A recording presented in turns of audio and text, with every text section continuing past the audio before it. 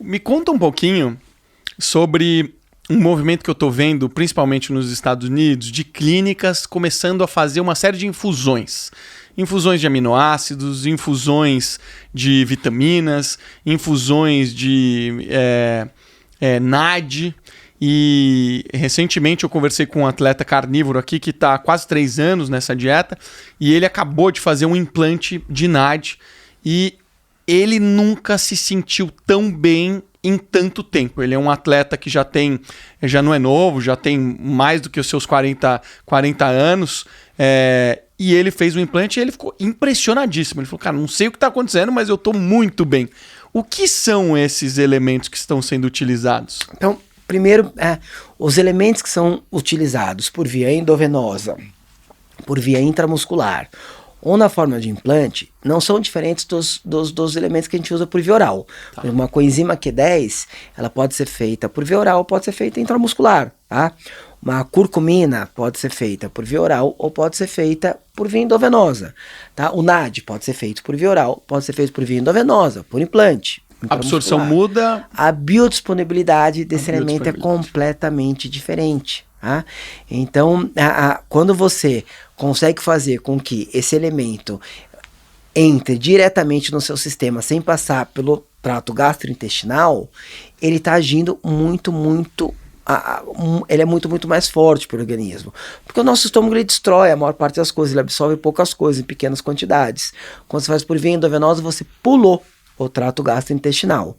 Então, vence no mundo inteiro, existe uma tendência a se fazer vários tratamentos endovenosos, existem vários estudos sendo feitos, por exemplo, já vi estudos com ácido alfa-lipoico endovenoso 3 vezes por semana para ajudar no controle glicêmico de diabéticos, tá?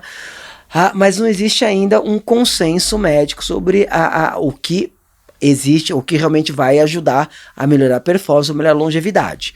O que então normalmente se faz quando usamos soros endovenosos? Nós sabemos que a pessoa envelhece basicamente porque ela inflama, nós sabemos que ela envelhece porque ela oxida, nós sabemos que ela envelhece porque ela glica, que é quando o açúcar no sangue danifica as proteínas, tá? Então, inflamação, oxidação e glicação. Usam-se substâncias que sabem que são anti-inflamatórias, que são antioxidantes, que são antiglicantes, por via endovenosa, para com isso tentar diminuir a inflamação. E aí você vai medindo os parâmetros inflamatórios. Tá?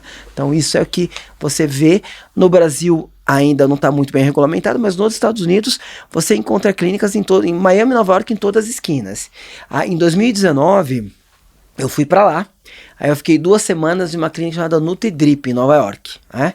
E fui lá para conhecer todos os soros que eles tinham, como funcionavam, os estudos, e lá funciona da seguinte maneira: você chega na clínica, tem um enfermeiro lá, não é nenhum médico, e você tem um cardápio, tem ali, ó, esse soro ajuda nisso, esse soro ajuda nisso. Não precisa nem ter prescrição. Lá não precisa nem ter prescrição, tá? E aí a pessoa vai, escolhe o soro que ela quer, e ela vai fazer esse soro endovenoso. Então, você via muito, por exemplo, de manhã, você via os executivos indo lá, você via, por exemplo, tem os soros de detox, o cara que saiu e bebeu à noite, que é de manhã tá melhor, só a hidratação já vai ajudá-la no soro, mas você tem também substâncias que vão ajudar com que eles recuperem melhor. Então, nos Estados Unidos existe muitas clínicas já que fazem essas terapias endovenosas. No Brasil só pode ser feito com prescrição médica, tá?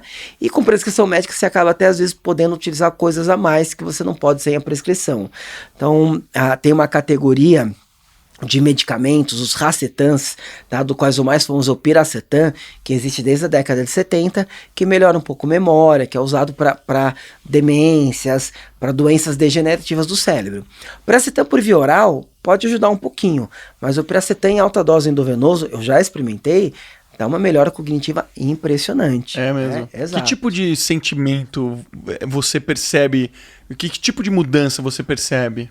Aumento de concentração, uma facilidade maior no aprendizado e na memória. Tá? O piracetam está ligado muito a esses efeitos, tá? Melhora a fluência verbal. Tem um outro tipo de racetam, o aniracetam, que melhora o discurso, tá? O aniracetam não é uma substância encontrada em farmácias, o piracetam é até de venda livre. O aniracetam não é, mas o aniracetam pode ser manipulado. E a pessoa... Então, teoricamente, a pessoa vai falar melhor quando ela toma um aniracetam, segundo alguns estudos. Agora, é muito difícil em medicina, porque com a medicina, os estudos são todos para tratar doenças, não são para melhorar a performance. Por isso que hoje o que a gente vê é o seguinte, a gente consegue saber sobre essas substâncias vendo um pouquinho o que os biohackers estão fazendo. Né? O que, assim, pô, é triste, assim, o Brasil ainda ser tão atrasado em relação a isso, né? Os Estados Unidos ter todas essas modernidades, de permitir a medicina ser um negócio. O médico pode fazer propaganda, ele pode divulgar seu trabalho, ele pode se mostrar diferente dos outros. Onde aqui no Brasil, a gente estava comentando, pô, uma piada, não pode botar nem no link da bio. Outro dia saiu num vídeo que eu recebi no WhatsApp do CRM, criticando, assim, parece que a gente ainda tem muito o que evoluir e a gente está ficando para trás, né? Exato. Eu acho que assim, a propaganda sensacionalista, sem dúvida, ela deve ser proibida. Eu acho que nos Estados Unidos comete-se muitos exageros, né? Tá. Então, eu acho que realmente, eu não diria que o modelo americano é o modelo ideal, tá? Mas eu diria que o modelo brasileiro, um exemplo, o médico, se você fala de qualquer paciente que passa com você, estão falando que você está fazendo concorrência desleal, o médico não pode, nem que o paciente dê autorização, falar dos pacientes que passam nele.